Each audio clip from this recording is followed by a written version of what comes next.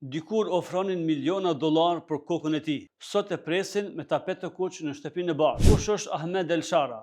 Dikur rebel që paguanin 10 milion euro për kokën e tij, e sot pritet në shtëpinë e bardhë nga presidenti i SBA-s, Donald Trump. Para se më na shoh e më na ofendu, ju propozojmë Sultan Kola.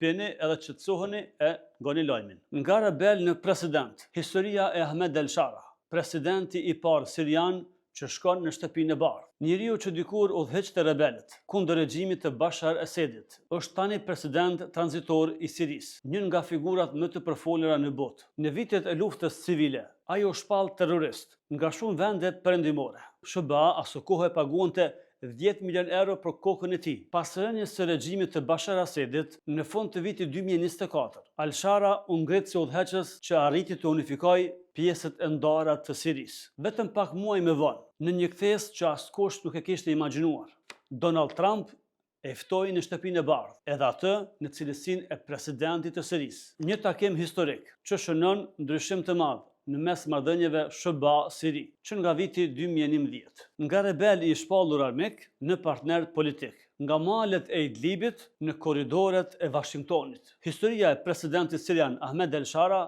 është dëshmi se në politik, armiqtë e djeshëm mund të bëhen aleatët e së nesërmes.